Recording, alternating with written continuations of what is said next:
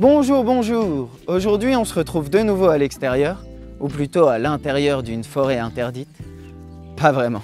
Mais bon, on va parler aujourd'hui d'un oiseau bien différent de la dernière fois. Un oiseau nocturne cette fois-ci. On va l'appeler tout de suite. Ah, avec moi ça marche pas. Cubes, tu peux l'appeler, Cubes, il sait bien le faire. Et nous revoici, à l'abri cette fois-ci, parce que dans les forêts, interdites ou pas, le temps a tendance à faire des siennes. Donc nous voilà abrités. Bref, on est très bien ici. On retrouve tout de suite notre petite chouette. Et oui, je me remets à la magie moi aussi. Et voici donc Edwige. Hop, je la tourne un petit peu vers vous. Comme ça, vous pouvez la voir aussi, avec ses ailes qui bougent. Voilà, pourquoi le premier set Harry Potter que je me procure? Pourquoi vous n'avez jamais vu d'Harry Potter sur la chaîne? Je suis pas un grand fan d'Harry Potter, je connais pas tellement, à vrai dire. Sauf que ce set-là, comme on vous l'a déjà dit, vous l'avez vu, on a sorti récemment une vidéo sur les oiseaux. On aime bien les oiseaux, et que moi, ce set, il m'a plu, avec son petit mécanisme et tout ça.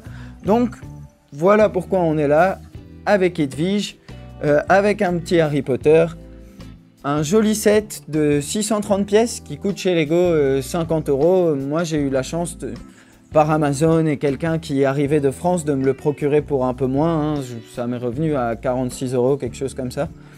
Donc voilà, donc, je l'ai acheté, le voici. Et franchement, moi, je l'aime beaucoup. On va faire un petit peu le tour, on va regarder un peu. Pour une fois, on va changer, on va commencer par les mini-figurines, parce qu'il n'y en a pas beaucoup. Et parce qu'il faut bien changer des fois un petit peu. Des mini-figurines dans ce set, en vrai, on n'en aura qu'une. C'est simplement Harry Potter, mais il va être accompagné de la version mini-figurine d'Edwige, qui est sortie, il me semble, dans la série de minifigs à collectionner Harry Potter, dans la première série, avec un petit Harry Potter. Mais cette fois-ci, Harry Potter est un peu différent. Déjà, il est en tenue d'hiver, avec sa petite écharpe Gryffondor. Il me semble que cette imprimée-là, en tout cas, c'est une première. Si l'écharpe a déjà été faite sur d'autres imprimés, c'est possible, mais il me semble que pour cette fois-ci, c'est bien la première. Et surtout, pour la première fois, il a des petits gants bleus. Il a déjà sa baguette et Edwige à côté de lui, évidemment. Mais on est, si je me rappelle bien, parce que comme je vous dis, je connais peu l'univers d'Harry Potter. Si je me rappelle bien, on est toujours dans le premier film. Hein. Donc voilà pour cette minifig, avec ses petits cheveux en pétard. Il aura une deuxième face. Ouh, pardon Edwige. Là, je vous ai montré quand il a peur. Et voilà, quand il a un peu moins peur, un peu plus rassuré, un peu plus joyeux d'être là. Voilà pour les minifigs, on a un petit stand. Hop, je remets Edwige en place, la pauvre. Et Edwige, comme je vous ai dit, c'est le même moule. Pour l'imprimer, je sais pas, mais c'est le même moule que quand elle est sortie dans les minifigs à collectionner, la série Harry Potter. Donc on a la même pièce, mais avec son petit support doré qui vient se poser là, à côté d'Harry Potter. Et avec cette petite construction très très simple, on va pouvoir venir la fixer sur le socle d'Edwige, la grande Edwige qui bat des ailes, etc.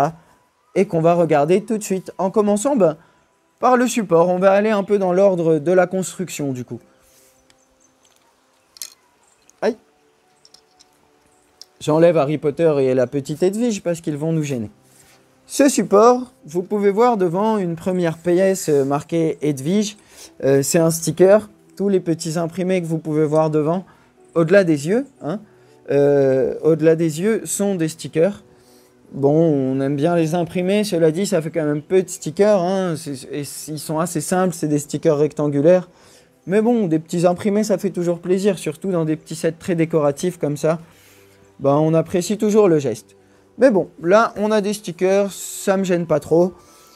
Autour, vous voyez que par contre, ce qui est très bien construit, on a besoin, comme seule décoration, de briques transparentes jaunes et rouges. C'est les petites couleurs de Gryffondor qui sont représentées tout autour du socle, avec une finition, le marron, j'imagine que en bois, hein, c'est censé être un support pour les oiseaux, un perchoir pour les oiseaux, donc en bois, j'imagine. Les couleurs de Gryffondor et un petit peu de doré. Là, sur la construction, on va construire une plaque un petit peu épaisse et dedans, on va mettre des pièces capables de recevoir ces petits axes ici, donc les petites boules, et ce qui va pouvoir Ce qui va nous aider à placer le perchoir dans cet angle-là. Et d'avoir Edwige avec un angle, en général, elle est présentée avec un angle particulier. Et tout ça grâce à ces deux petits clips-là. Pardon. Et tout ça grâce à ces deux petits clips-là. On aura le mécanisme, d'ailleurs le mien n'est pas très bien fixé. On vient construire ensuite, là-dedans, le mécanisme, on commence en tout cas, on commence à placer quelques axes, quelques petits engrenages. On ne sait pas encore au moment où on construit exactement comment ça va fonctionner. Ensuite on remonte, et là on va construire à l'intérieur une structure, comment dire, un espèce de cube, où on va pouvoir construire sur les côtés, un petit peu derrière également, et qu'on va rallonger comme ça en fixant plein de pièces. Ouais, la construction est vraiment différente du reste. Ce qui est intéressant dans ces sets-là, quand Lego fait des trucs comme ça, c'est qu'on a l'habitude de construire des véhicules, des bâtiments, mais un oiseau comme ça, pas du tout. Et c'est ça qui est cool, c'est là où moi j'ai vraiment kiffé construire ce set. La construction est donc vraiment différente. Et au-dessus, la finition est vraiment cool. On a beaucoup de plaques on a beaucoup de plaques lisses, pardon, très peu de studs et beaucoup de pièces une par une, noires, blanches, qui vont venir finir le tout. On va avoir des constructions. Alors les quatre sur les côtés à l'arrière de la queue, ce sont les mêmes, hein. Des toutes petites constructions qu'on vient clipper comme ça sur des pièces qui sont posées sur le côté encore. Et on vient finir la queue de manière bien plus classique à la fin, sur le dessus, sur les studs par contre, dans le bon sens. Et voilà, on va pouvoir bouger un petit peu tout ça, lui donner un petit peu vie. C'est un petit plus à l'exposition. On va pouvoir changer quelques petites choses. La tête, qui elle aussi est hyper bien construite. Tout est basé sur un rectangle. Un rectangle, qu'est-ce que je raconte? Tout est basé sur un triangle. Je connais mes formes géométriques, messieurs, dames. J'ai fait des cours de maths en 3e, il me semble. Donc sur un triangle, pardon, qu'on vient clipper à la fin. Ce qui nous donne ce joli effet. Alors c'est certes un petit peu carré, mais en tout cas ça rappelle bien une jolie chouette, une jolie Edwige. Et derrière on vient juste l'attacher, je peux la décapiter comme ça, c'est pas très chouette mais ça marche très bien, sur un clip. Et comme c'est placé sur un triangle, celle-ci est fixée que sur un seul stud, la pièce avec le clip donc et sa tête va bouger un petit peu sur les côtés comme ça, et c'est pareil, du coup on va vraiment pouvoir bouger sa tête et lui donner un petit peu vie. Et évidemment, je finis tout ça avec les ailes. Donc construites surtout avec un intérieur technique. Il y a surtout une structure technique, avec y compris les pièces qui sont des espèces de, comment dire ça, des croix, des petits axes en croix qui viennent entre eux faire engrenage et faire d'un mouvement. Bref, on s'en fout un peu de la technique comme ça. C'est un peu... J'ai du mal à l'expliquer moi-même. Alors, à l'intérieur, on a la structure technique avec les petites croix, donc, qui entre elles font engrenage et viennent faire de ce mouvement-là, très simple. Il est plus joli dans l'autre sens et il marche beaucoup mieux par contre. Mais de ce mouvement très simple, le mouvement des ailes, c'est simplement un truc qui va faire monter les ailes et les laisser retomber et les remonter à chaque fois, hein. Donc, vraiment un mécanisme assez simple, mais qui, même quand on va y aller lentement, fonctionne super bien et ça roule tout seul. Moi, franchement, il faut le tenir quand même. Si je le fais comme ça, il va bouger dans tous les sens. En plus, là, on est sur une table qui glisse un peu. Donc, il faut le tenir. Mais sinon, le mouvement à une main fonctionne très, très bien. Et c'est très satisfaisant comme set. Voilà, moi, j'ai beaucoup aimé construire. J'ai beaucoup aimé le fait que le mécanisme soit vraiment une belle partie du set. Et je le trouve très beau. Il est depuis dans mon petit décor à l'intérieur, à la maison, pas ici. Je n'emmène pas mon décor à l'extérieur, évidemment. Et voilà, et je l'aime beaucoup. Et de temps en temps, je la regarde et je joue avec.